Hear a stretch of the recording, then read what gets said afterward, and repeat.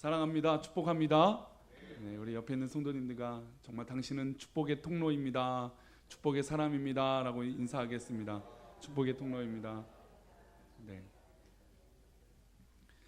그렇습니다. 사랑하는 성도 여러분, 5월은 우리가 늘 알다시피 가정의 달입니다. 가정의 달을 맞이한다고 했을 때 한편으로는 씁쓸한 달일 수도 있어요. 가정사들이 개개인마다 있기 때문에 어떤 가정은 가정의 달이야, 와, 그래 우리 가족들 다 모여야지, 이런 소망이 있고 희망적인 요소가 있을 수 있는 가정이 있을 수도 있지만, 반대로 가정의 달을 맞이해도 좀 씁쓸한 마음이나 또 어려운 마음이 들 수 있는 가정의 달이 될 수도 분명히 있을 것입니다. 그러나 우리 하나님께서는 무엇보다 가정을 축복하시고, 또 태초에 아담과 하와를 통해서 그 가정의 연합함, 가정의 하나됨을 늘 우리 하나님께서 우리에게 말씀하시고 또 축복하신 것을 우리가 알 수 있습니다. 하나님은 각 가정이 행복하기를 원하십니다. 우리 성도님들 가정이 행복하시기를 축복합니다. 왜냐하면 하나님은 사람을 만드시고 제일 먼저 만들어 주신 제도가 바로 가족이라고 하는 제도이기 때문이죠. 그리고 그 가정에서, 그 가정 테두리 안에서 가족들이 하나님을 섬기며 행복하게 살기를 원하시죠. 가족 안에서, 또 가정 안에서 저주를 받고 또 시기하고 질투하면 그 가정은 정말로 힘들겠죠.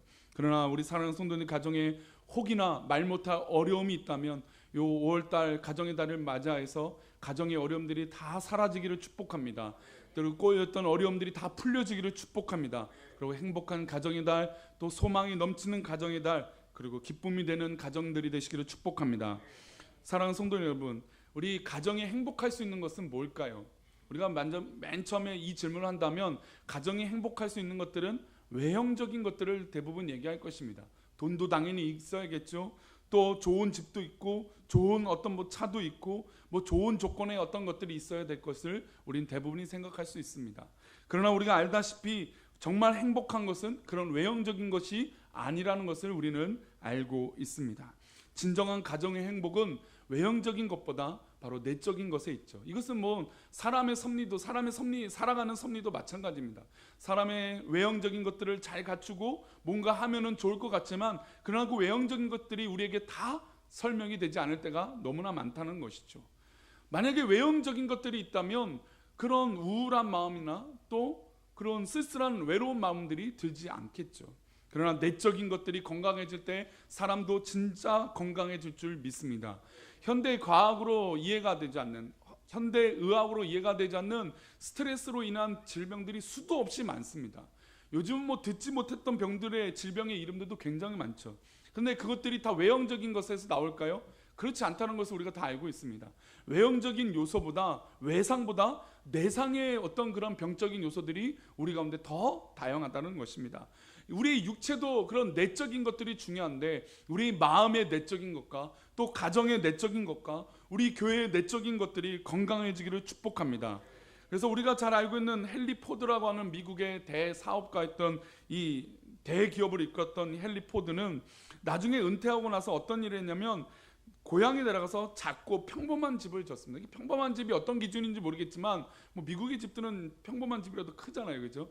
근데 대기업이 돈이 많은 사람이 가질 수 있는 집이라기 보기에는 너무나 초라한 집을 지었습니다. 그래서 어떤 사람이, 기자가 이런 질문을 했어요. 아니, 왜 이렇게 초라한 집을 짓고 살고 있습니까? 라고 질문했더니 이 헨리 포드가 이렇게 말했습니다. 가정은 건물이 아닙니다. 비록 작고 초라하더라도 예수님의 사랑이 넘친다면 그곳이야말로 가장 위대한 집이고 가정입니다. 즉, 그 부유한 사람, 그 돈 많은 사람이 거대한 집을 짓고 잘 살 수도 있지만 그게 진짜 가치가 아니라는 것이죠. 진짜 가정은 왔을 때 행복하고 기쁨이 있고 또한 더불어 예수님의 사랑이 넘친다면 그것이 진짜 가정이다라고 고백하고 있다는 것입니다. 영국의 시인 스와인이라고 하는 사람이 있는데요, 우리 어떻게 이야기했는지 가정에 대해서 한번 화면을 통해서 한번 읽어볼까요? 읽어보겠습니다. 시작.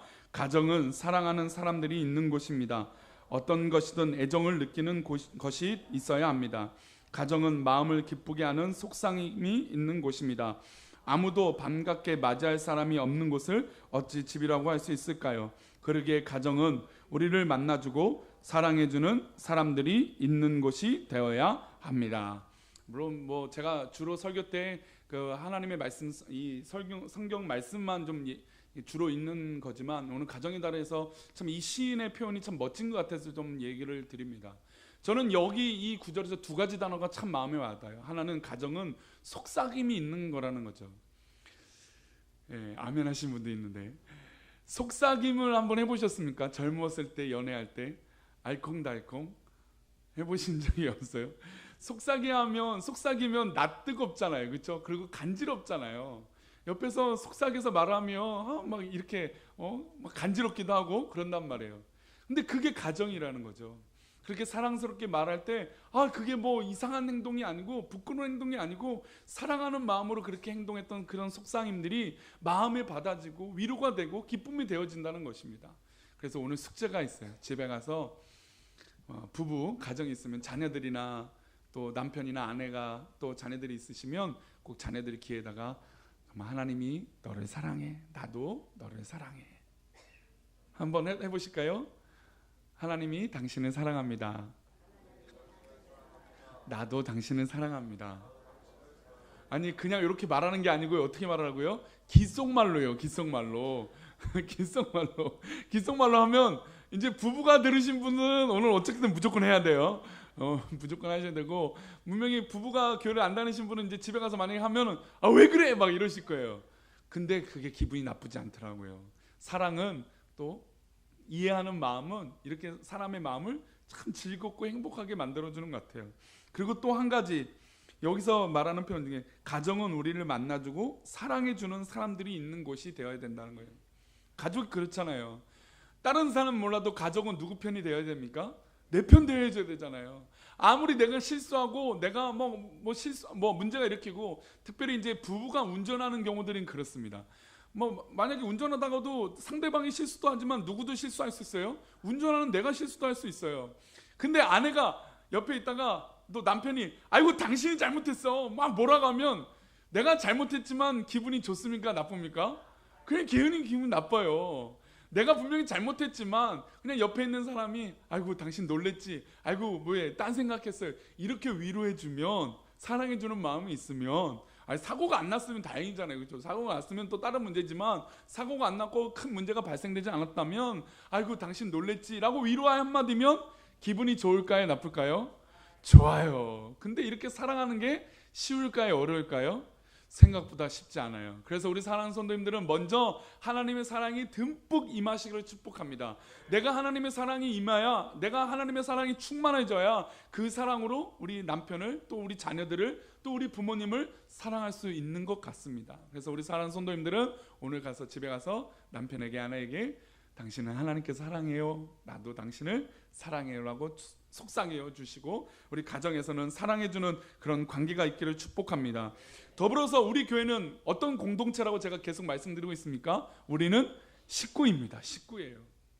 우리는 식구예요. 같이 밥을 먹는 식구예요.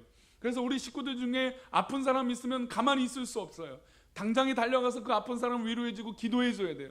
그리고 우리 아픈 성도들, 또 때로는 억울함을 당한 성도들 있으면 가만히 있을 수 없어요.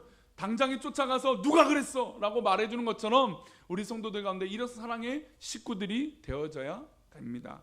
그래서 우리 옆에 있는 성도들에게 당신은 나의 식구입니다 라고 한번 축복합시다. 나의 식구예요. 함께 밥 먹는 식구예요. 5월 가정의 달을 맞아 가정이 행복한 믿음의 삶과 또 교회에 이런 가정들이 넘치기를, 사랑이 넘치는 가정들이 되시기를 축복합니다. 정말 사랑이 나눠질 때 우리는 행복함을 느낄 수 있어요. 그러나 인위적이고 마치 신약에 나와 있던 예수님이 경계했던 바리새인들처럼 외식적인 사랑을 하는 공동체면 교회는 깝해지고 어려운 공동체가 됩니다. 그러나 우리 꿈꾸는 교회는 진짜 사랑하는 공동체가 되기를 축복합니다. 진짜 이해해주는 사랑의 공동체가 되어서 우리 공동체가 오면, 우리 공동체에 누구나 오면 위로받고 사랑받고 또 하나님 말씀으로 말미암아 충만한 은혜를 경험하는 그런 식구들이 되어지는 공동체가 되기를 축복합니다. 사랑하는 성도 여러분, 행복하고 즐거운 가정은 저절로 만들어지진 않습니다. 많은 사람들이 행복한 가정을 꾸미기를 원하지만 실패하는 이유는 행복한 가정을 어떻게 만들어가는지를 모르기 때문이에요. 그냥 결혼하면 다 되는 줄 알아요. 뭐가 되면 다 될 것 같은데 그렇지 않아요. 연애할 때는 행복한 기간이라면 결혼을 하는 순간부터는 무엇일까요? 이제는 실제예요. 실제적인 삶이 부딪히고 또 나눠지고 또 함께 해야 되는 거예요.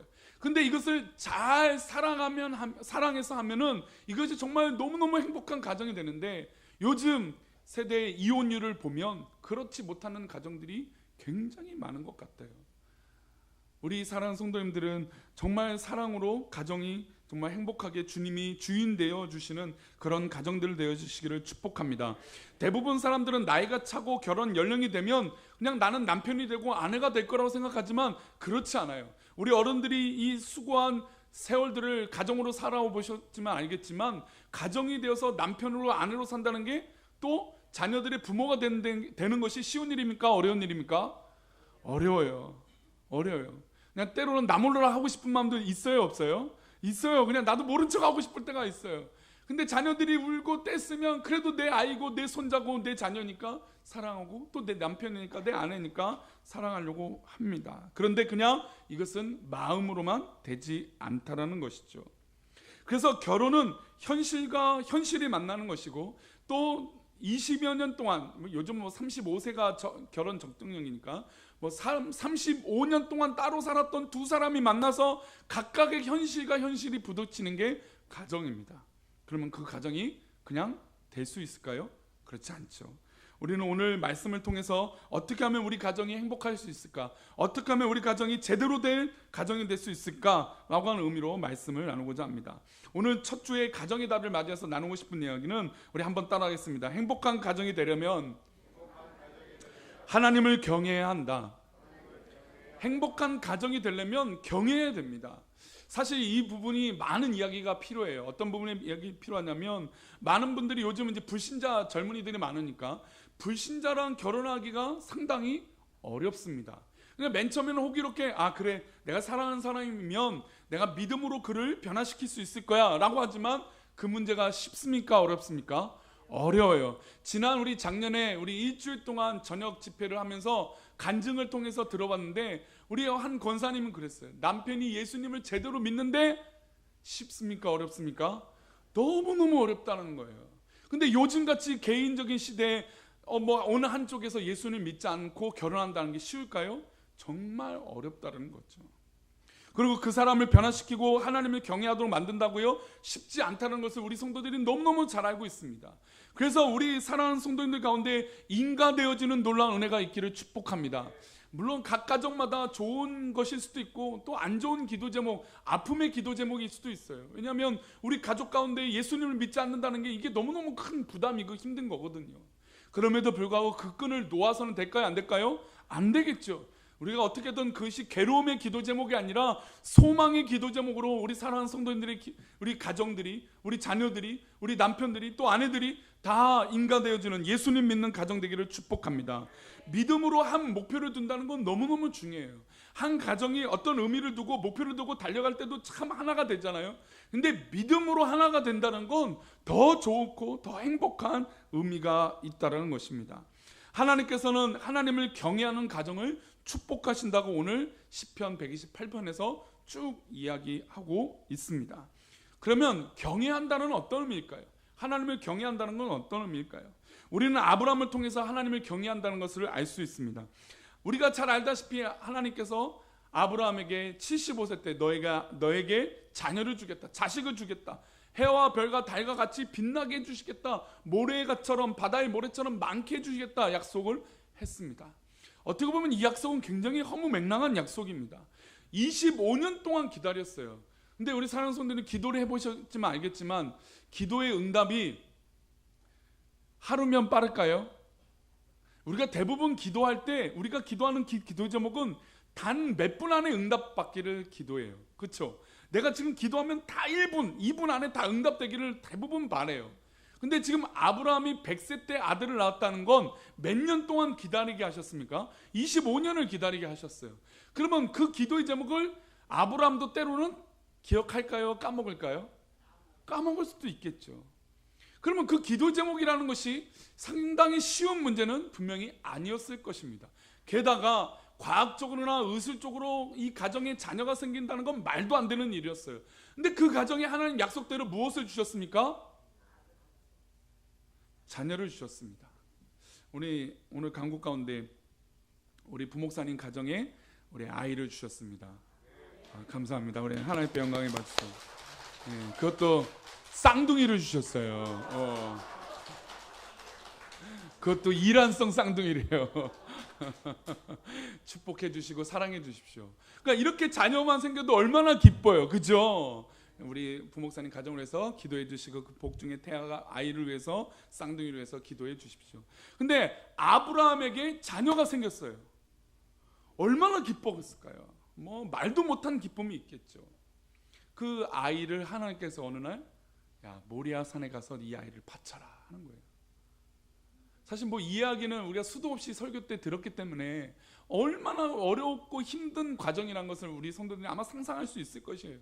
그 아이를 바치라고 하는데 아브라함이 거기서 노라고 얘기하는 한마디도 기록되어 있지 않아요. 왜 그렇습니까? 라고 질문도 하지 않는 구절, 우리 성경의 말씀들을 볼 수 있어요. 아브라함이 그 하나님의 말씀을 순종하고 갑니다. 근데 거기서 끝나지 않아요. 그냥 그것이 뭐 연극처럼 꾸며낸 얘기가 아니라 실제로 하나님 명령하신 산에 올라가서 이삭을 눕히고 끈으로 묶어서 칼을 딱 듭니다. 정말로 아브라함은 누구를 죽이려고 했습니까? 이삭을 죽여서 하나님께 바치려고 했어요. 이런 믿음의 결단이 쉬울까요? 그런데 하나님께서 그 결단을 중단시키셨어요. 알았다 하시면서 이렇게 말씀합니다. 우리 창세기 22장 12절 말씀인데요, 읽어보겠습니다. 시작. 사자가 이르시되 그 아이에게 내 손을 대지 말라.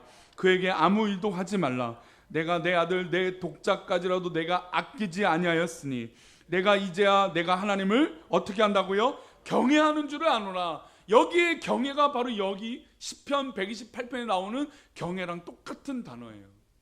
하나님을 경외하면 복을 주실 줄 믿습니다. 이게 하나님의 성경에 전반적인 나와 있는 경외하는 자에게 복을 주신다고 하는 놀라운 은혜예요. 근데 지금 아브라함에게 하나님을 경외하는 줄 내가 알았다라고 말씀하십니다. 근데 어떤 의미에서 얘기하시냐? 내 독자까지라도 내게 어떻게 합니까? 아끼지 아니했다는 것입니다. 우리가 삶을 살다 보면 우리가 아까운 것이 있습니까? 없습니까? 다 없으세요? 없으시면 이제 해탈이라고 하는 표현도 재밌는 표현인데 뭐 다 극복하신 분 같아요. 근데 대부분 내가 아껴놓은 것들이 있어요. 이게 다 숨겨놓은 거, 누구한테 말하지 못하고, 때로는 뭐 어떤 분들에게 자랑도 하고 싶은 이 아껴놓은 거 있어요. 근데 어느 날 하나님께서 나타나셔서 야, 이거 하나님 앞에 구별해서 드려라 하고 말씀하신다면 우리 성도님이 어떻게 하시겠어요? 이게 굉장히 쉬운 문제가 아니라는 거죠. 아낀다라고 하는 것은, 이게 이 아낀다라고 하는 원어를 보면 사랑의 감정, 애정의 감정, 좋아하는 감정, 그리고 소중하게 여기는 감정이 다 담겨 있는 단어예요. 그러면 내가 아낀다라고 하는 건 내 모든 것들이 걸려 있는 것들이에요. 근데 이것을 하나님께서 요구하실 때 우리가 그것을 포기할 수 있느냐? 이게 바로 경외한다라고 하는 뜻이에요. 하나님을 경외하는 성도들은 하나님께서 말씀하시면 왜 아니요 라고 묻는 것이 아니라 하나님 말씀하시면 순종하는 우리 성도들 되시길 축복합니다. 그게 하나님의 경외예요. 그런데 하나님께서 진짜 그렇게 경외하는 백성들에게 야, 너 아들 죽여봐라 이렇게 내버려 두실까요? 그렇지 않다는 것이죠. 그 마음의 진실함을 하나님 받으시면 그 다음은 하나님께서 뭘로 책임져 주실까요? 하나님께서 여호와 이레로 책임져 주신다는 것입니다. 여호와 이레로 함께하여 주실 줄 믿습니다. 그러니 하나님 앞에 구별하여 아끼지 않는 그 믿음을 우리 성도님들 두려워할 필요가 없어요. 하나님 앞에 그렇게 하나님 앞에 구별해 드릴 때 우리 하나님은 오히려 우리를 채워주실 줄 믿습니다. 이게 바로 하나님께서 사랑하시는 가정을 위하신 하나님의 말씀이라는 거예요. 하나님 앞에 경외하는 가정, 하나님 앞에 아끼지 않는 가정, 그 가정을 우리 하나님께서 축복해 주신다는 것입니다. 그래서 5월 한 달 동안은 우리 성도님들 가정에 정말 어떻게 해볼까라고 하는 고민들이 있었으면 좋겠어요. 물론 하나님의 음성이 들려서 이렇게 해봐라라고 하는 음성이 들릴 수도 있지만, 우리가 그렇지 않다면 오늘 말씀을 듣고 우리 삶 가운데 우리 가정에서 어떻게 하면 하나님 앞에 구별하고 아끼지 않고 살 수 있을까라고 하는 고백을 한번 해보셨으면 좋겠어요. 그래서 오늘 집에 가셔서 또 두 번째 숙제가 있습니다. 첫 번째 숙제는 뭐라고요? 속삭임 해보세요. 속삭임. 저도 아내에게 속삭임 왔는지 안 해본 것 같은데, 최근에 안 해본 것 같은데 한번 속삭여 보세요. 두 번째 숙제는 뭐냐면, 집에 가셔서 우리가 어떻게 하나님 앞에 경외해 볼까, 아끼지 않고 살아볼까 라고 대화를 한번 해보십시오. 그게 뭐 어마어마하게 큰 걸 얘기하는 게 아닙니다. 예를 들어서 뭐 우리가 교회를 한 10분 정도는 일찍 와보자, 아니면 때로는 우리가 주일 토요일에 우리가 뭐 가정 예배를 한번 드려보자, 뭐 이런 제목들을 한번 가족끼리 한번 나눠보십시오. 그리고 그 제목을 이루기 위해서 한번 해보십시오. 그렇게 아끼지 않고 시간을 드릴 때 하나님 기뻐하여 주실 줄 믿습니다. 요즘은 시간을 얼마나 아껴서 쓰는지 몰라요. 그리고 그 시간들을 자기를 위해서 얼마나 잘 쓰는지 모릅니다. 요즘같이 레포츠와 취미 활동이 얼마나 많아요. 그리고 하고 싶은 것들이 얼마나 많아요. 그런데 하나님 앞에 구별된 삶이 일주일 교회에 나오는 시간 말고 그 시간 외에 나에게 주어진 시간에 하나님 앞에 경외하는 시간, 아끼지 않는 시간이 있다면 하나님께서 그 시간을 축복해 주실 줄 믿습니다. 만약에 남편이나 아내나 뭐 자녀들이 예수님을 믿지 않는다면 나라도 그냥 손 붙들고 자는 자녀들, 뭐 자는 남편, 자는 아내 손 잡고 기도해 주는 거예요. 하나님 축복해 주옵소서. 복을 내려 주옵소서. 하나님, 우리 가정이 하나님을 경외하는 믿음의 가정 되길 원합니다 라고 선포할 때 하나님께서 예비된 우리 시편 128편의 복을 내려 주실 줄 믿습니다. 그럼 제가 지금 이렇게 강조하는 128편의 복은 어떤 복이냐? 첫 번째로 우리 128편 2절의 말씀을 읽어보겠습니다. 읽습니다. 시작. 내가 내 손이 수고한 대로 먹을 것이라. 내가 복되고 형통하리로다. 아멘. 하나님께서 경외하는 자들, 경외하는 가정에게 복을 주시는데 내가 내 손이 수고한 대로 먹을 것이라고 하는 것입니다. 사실은요, 우리가 사회생활을 우리 성도님들이 저보다 더 잘해 보시기 아시겠지만 내가 수고한 대로 수고한 열매가 맺는 게 쉽습니까? 어렵습니까? 어려워요. 왜냐하면 다 장사를 수고하잖아요. 기업을 운영할 때 다 수고하잖아요. 직장생활 할 때 다 수고하잖아요. 여기서 놀면서 일하시는 분 있으세요? 없어요. 맞습니다. 다 수고한단 말이죠. 근데 수고한 대로 그 결실을 맺으면 우린 모두 다 거부가 돼요. 부자가 돼요. 근데 그렇지 않단 말이죠. 쉽지 않단 말이죠. 세상이 그렇게 녹록지 않단 말이죠. 근데 오늘 말씀, 하나님 앞에 경외하는 백성, 그 가정은 내 손이 수고한 대로 먹겠다는 것입니다. 하나님은 수고한, 그리고 아끼지 않는 그 마음대로, 그 믿음대로 갚아주신다는 것이죠. 우리 사랑하는 성도님들, 그래서 가정에 가셔서 내가 무엇을 할까, 우리 가정이 하나님 앞에 무엇으로 영광 돌릴까 고민해 보시자는 것입니다.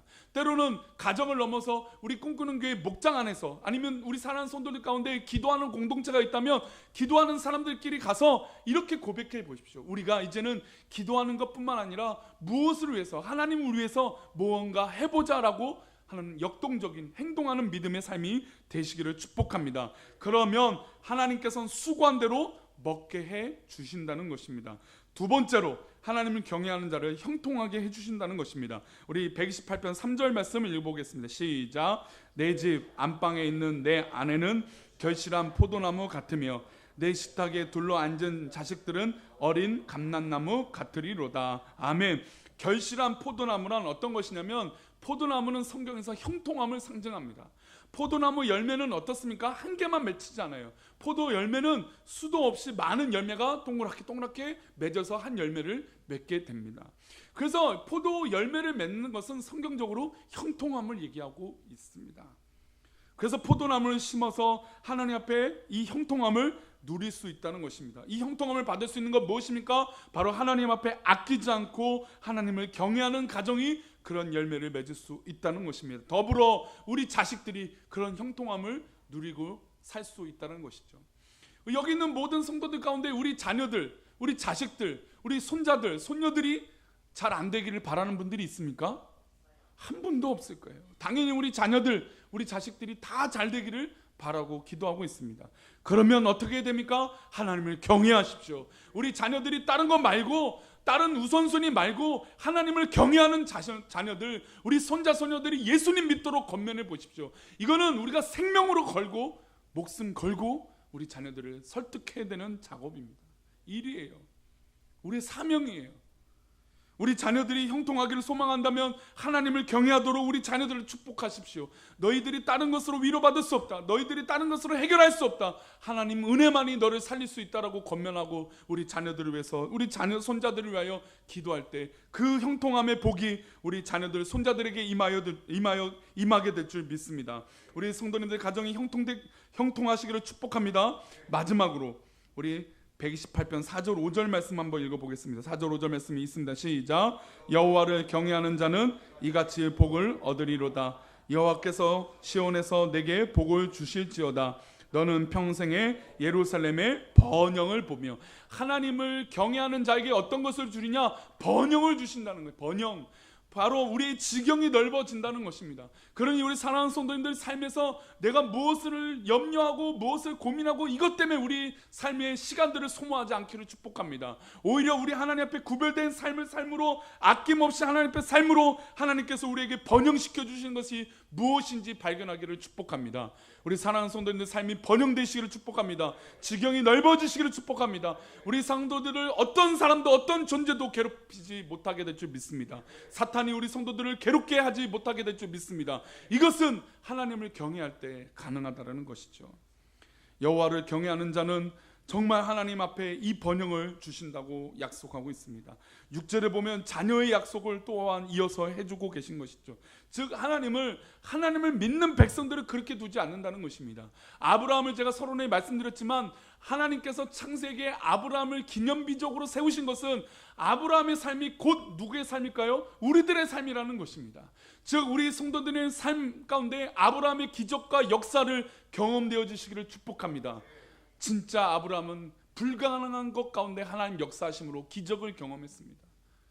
우리 교회는 기적이 상식이 되기를 축복합니다. 기적이 아무렇지도 않기를 축복합니다. 당연한 거예요. 왜요? 하나님을 경외하면 하나님은 복 주신다고 하셨기 때문이죠.